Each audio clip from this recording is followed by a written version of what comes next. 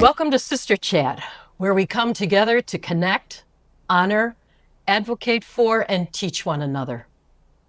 I'm Sister Ann Culpert, and today we're exploring the role of women in leadership, women who inspire, guide, and empower others to grow and to serve. I'm joined by two incredible women serving right here in the Toledo community, Anna Toney, Executive Director of Leadership Toledo, and Christina Rodriguez, Executive Director of Mom's House. Anna and Christina, welcome, and thank you so much for being here today. Thank you for having us. Absolutely. Anna, let's start with you. Can you tell us a little bit about yourself and Leadership Toledo and how your organization helps develop confident, connected, and compassionate leaders? Absolutely. So I first have to say that I am a proud Notre Dame Academy alum. So, I have an affinity for the sisters, of course, and being women of vision. So I'm really honored that you invited me here today, and I'm very honored to be sitting with Christina Rodriguez. We are friends, through our work and beyond. So I'm excited for this opportunity. So Leadership Toledo has been around since 1980, and really it's about helping people recognize the opportunities and challenges that our community faces. So we offer what I would like to say is like community building programs. And we offer these for both adults and high school students. So helping people to recognize that we have opportunities and we have challenges in our communities, and really how can you strategically and intentionally plug into those? How can you be a part of the solution so that we're all celebrating Northwest Ohio as the special place to call home, because it is. And so ultimately through all our programs, we want people to lead, connect, grow, and serve. And when we say that, we want them to come out of our programs as more confident leaders, having been connected to their community, growing in self-awareness, because that's really important in leadership, and then identifying meaningful service. So it's personal growth as a leader and also leadership in the community. Absolutely. And we believe that if you want to be a leader in your community, and everyone's going to define their community differently, it's going to depend on where you live, what phase of life that you're in. You have to know your community. And so you really have to take time to understand what makes it tick. Sure. Yeah. Thank you. Christina, can you tell us a little bit about yourself and your work at Mom's House and how the mission of Mom's House supports young parents and their children? Absolutely. I'm going to echo what Anna said. We are so proud to be a part of what Leadership Toledo does. And we have some young people that come and volunteer in our program after we go and speak, and they learn about our mission, which is to help young, low-income single parents to get their education, break cycles of poverty, at-risk behaviors. Our goal for our moms, when our tagline is "A choice for life is not a choice for poverty," and we give them the tools needed so that they can become sustainable parents in the future, and to help them to be able to be financially independent, but also we really focus on the thing we call heart work. Because we understand that poverty is not just money, it's a mindset. And so when we're able to dive into the lives of our families, we're able to really pull out all of those roots that have been there for generations, because a lot of that is just generational cycles, pull those out and help their lives become better, more educated. And it's amazing to see the young women that come through our program who are thriving now, who came into us broken and just lost. We're very honored and proud of it. We've been in Toledo for 33 years. We started on Noble Street, and then we moved to Franklin Avenue, and we actually just built a second location on Westwood Avenue. We're starting orientation this coming week. We're super excited about that. That's excellent. So it's creating new cycles and doing that by starting with the heart work. Yeah. That's very impressive. Thank you. Leadership, you've both mentioned that leadership is often a journey, and it's filled with growth and challenge and takes perseverance. Can you each share a moment when you were tested as a leader and how you found strength in that moment? Yeah. So the example that comes to mind for me, it's very personal, but I think leadership is more than your role in a job. It's your role in the community. It's your role in a family. But a few years ago, I lost my brother to suicide, and that was a very challenging time for me personally. And I found myself wanting to retract, right? Like, I think it was a very natural response, but you're shutting down. And I was having these thoughts of like, so many things don't matter, right? Like it puts a lot of things in perspective for you. And that was a really hard time when I think that I had to really dig down deep to show up for my family, to show up at work. But I also found it as a time where I could, as a leader, it's not about being able to do everything all the time, and really calling on the people to help support and lift me up. And that was definitely something I needed, and definitely something I leaned into. And so I think of the journey of grief, really, and it's not linear, right? It's up and down and backwards and circles and all of that. And I think that really has tested me as a leader in more ways than one. But I've learned so much from it. And I have learned you can do hard things when it feels like you can't. And I've also learned that sometimes it's okay to just let some things go. So that was something that, stuck out to me on a very personal level. Absolutely. And I would have to piggyback on that. In 2021, I tend to work a lot, and I'm not saying that to be prideful, because it's not really a good thing all the time. However, in 2021, I was diagnosed with breast cancer, and it's almost like my whole life kind of came to just a halt. And I learned so much about myself through that. One, being able to let go of things and trust people that are around me. I was gone from the organization for several months, working part-time during my treatment. I am cancer-free.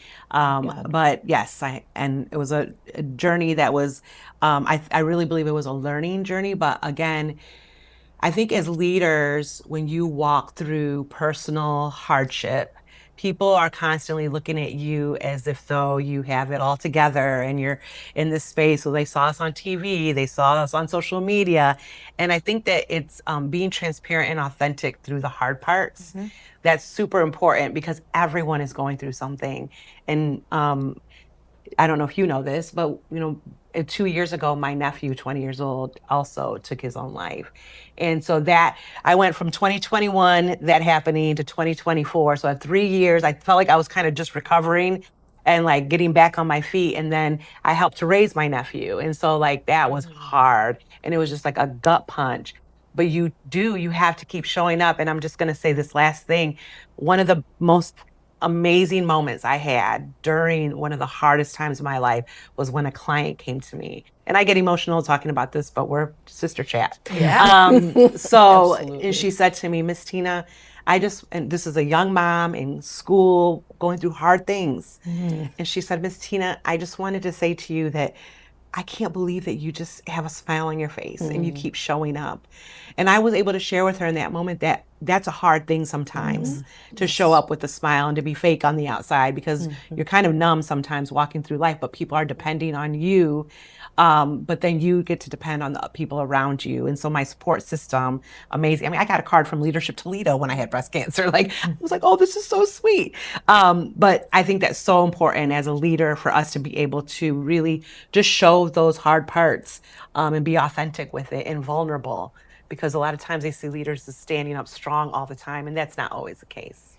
I think you've both made an excellent point that leadership is drawing, of course, on the resources within ourselves, but leaders often don't think of relying on and drawing on the resources of others, especially in similar challenging situations that you've both described. So, and to your point, everyone has something. And so if you're able to find the ability to talk about it, it brings more people in and more people together, and you kind amazing. Of everyone's experience is different, but having that a little bit of a shared experience to talk about this. I always say lead with your story, and I've learned that. I've always said it, but I live it now a little bit more, and I'm not as embarrassed to talk about my story. And I'm like, wow, that when I was honest and open, that helps someone. And so it really is, it's a part of the process that we've been called to, is our purpose. We go through hard things, but we can take that, and leadership is influence. And so we can influence people's lives for good through our own story. Author on leadership, Brene Brown, often talks about vulnerability, and the importance of bringing that into the workplace, of course, in appropriate ways, but allowing those we work with and serve to see our stories, as you say. I think that's That's so important.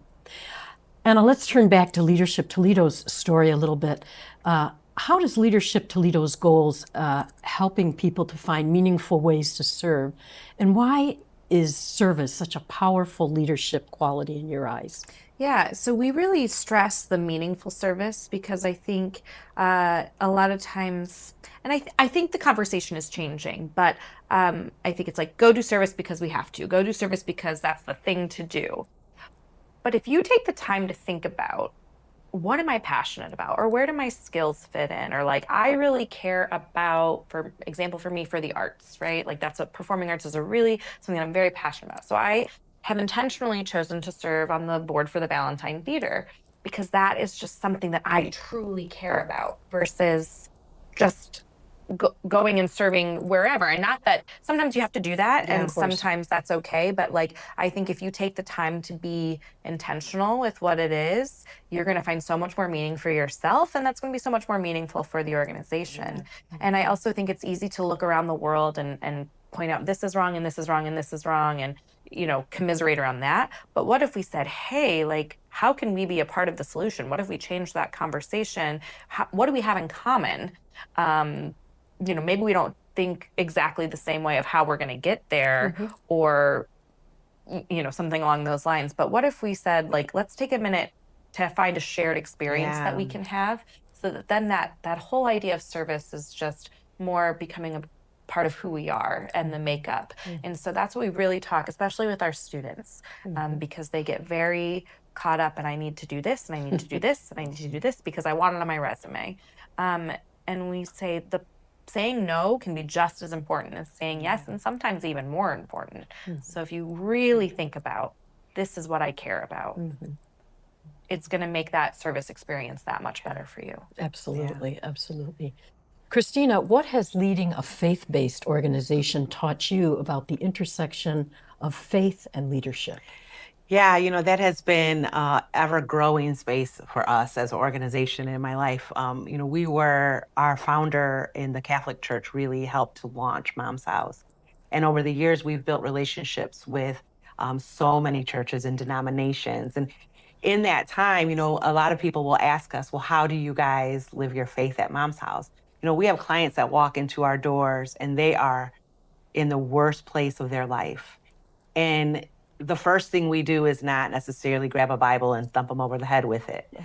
We love them and we show them God's love and we show them that we're not going to give up on them. And when we love God and we love people, and it seems so simple and people say that all the time, none of the other extras really matter when you're able to really do that. And so we really pour that into our team. It's not about race. It's not about politics. It's not about religion. It is about your love for God and your love for people. And when you can look at a mom and a kid and say, they're here for a purpose and there's a reason that they're here, and it's not an accident that they are crossing paths with us. It's an intersection of their life. There are billions of people. We have the honor to have this young lady and this child in our care. We take it super serious and we pour that love into them. And it is amazing to see our moms evolve in their faith journey, not because we're preaching at them, but because we're loving them.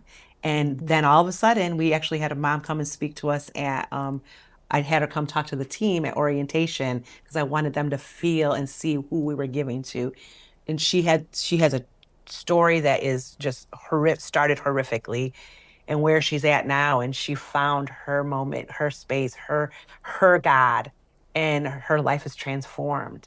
And it took 10 years to get her to that place. She was in our program for 5 of those, but we continue to love her even after that. And now she sees it and she'll tell us, oh my goodness, she was like, now I understand why you said that. Now I understand why you did that. But her eyes were not open to that yet. But to be able to really lead with that space. And on our team, we have team members that are from any denomination. You can think of Baptist, Catholic, Charismatic, Pentecostal, and we all show up different in our faith.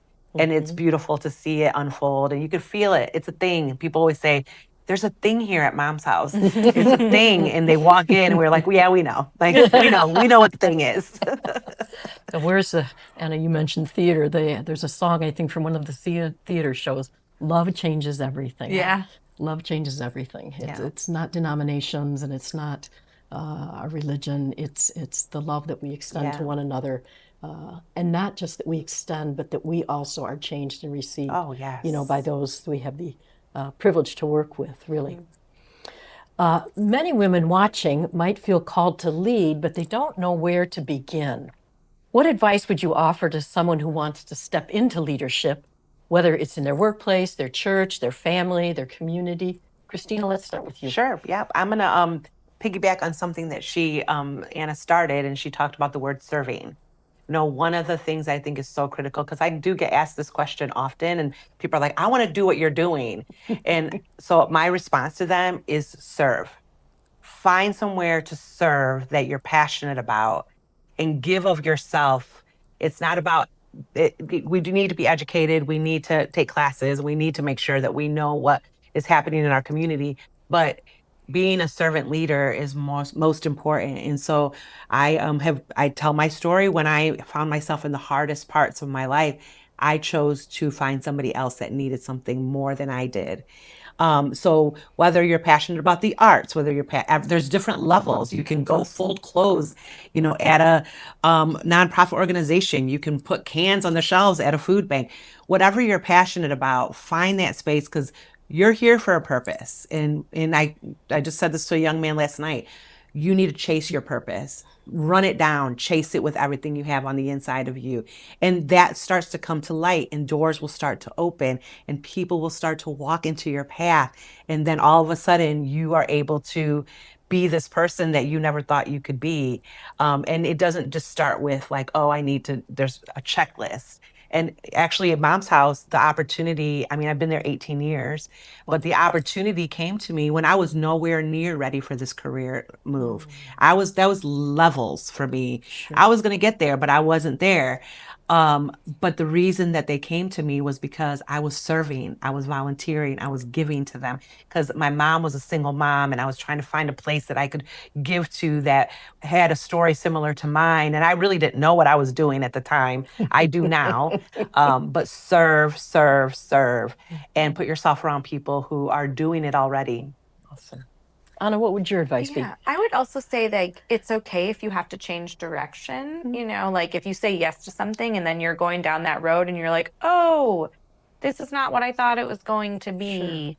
Like it's okay to say I'm going to step back. So I think it comes back to kind of, again, understanding what it is that you care about, understanding your values. I was a musical theater major. I went and worked in some summer stock theaters around the country, went and lived in New York. I did that for a few years, and I'm so glad I did. And then one day I was like, I don't think that's what I want to do anymore.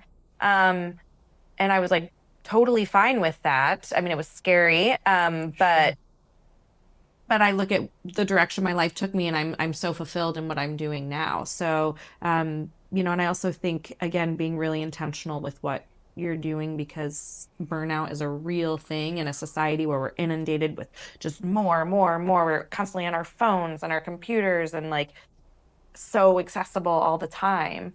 And so being willing to like slow down and really think about what it is that you want out of an opportunity. Mm-hmm. You both mentioned a little bit of the word, I think you used the word fear, or you also mentioned maybe not being ready. And it seems that's an important element also, is taking the risk to step out there. Absolutely. And follow a passion and find your service. What are some of the unique challenges and obstacles that you feel that women face in leadership roles? And how do those differ than maybe some of the obstacles that are faced by men? So, I'm a mom right now, and my kids are on the younger side of things. So I have 4 children. Age range from 3 to 10. And I think that's right. I think something and I have a very hands-on husband who is very much part of their lives, but I think the invisible mental load that mothers take on, it's a very, very real thing. And it's a very, especially, and I wouldn't even say especially, working mom or non-working mom. It just is. It is. But, I feel that with being a working mom in particular, like feeling that pull of wanting to be in in two different places. So for me, I think that work-life balance, the pressures, not saying that men don't feel it, but I think it lays heavier on moms and women in particular. So, that's the one that I feel the most at this point in my life. So, Sure. I mean, there's definitely, when you look at representation out in leadership positions and, pay disparities, I don't know, absolutely. there's more things out there, but that's the one that comes to mind for me. Yeah. I would say, I 100% agree with everything that she's saying. And it's the pay and the different levels and positions in companies, whether it's a Fortune 500 or even a nonprofit organization. But one of the things I think sometimes as women, our voice is diminished a little bit. And I've experienced that in rooms. There's been times, and I'll be super transparent about this, and sometimes people cringe a little bit. There's times that I have to ask one of my male board members to go with me to a certain meeting because I know that my voice is not going to be heard in that room without that stamp of approval right next to me. And I don't like doing that, but I do it because I know that it's going to help somebody. And so I would have to take one for the team and make sure that, we're putting our best foot forward in that space. And it's unfortunate, but it happens, so even typically when it comes to boards, my board of directors, when I first started, was very male driven. And so for us, I was like, we need women in here, especially considering the nature of what we do. And women have a heavy load. And so now being on a board, that's a tough job. That's a volunteer thing. But to be able to have that balance when it comes to it. But I think the voice thing for me is super important, that our voice matters, and it just as much. And it has been challenging in some areas. I'm sure that there's rooms you've walked in that you're like, whoa, like what's going on here? And then you do it afraid and you get up there and you talk and you give, your story, and you do it afraid. And it's amazing though, that when you allow those moments of fear to you fight them and you just do it, what the outcome is, because there's always someone, especially when it comes to men, that you're touching and their heart is changing. And if it's just one in the room, I'm good with that. It touches back to what we talked about earlier in terms of women who want to get into leadership, stepping out and being willing to serve on a board, for example, where women may be underrepresented. So really good points. Yeah.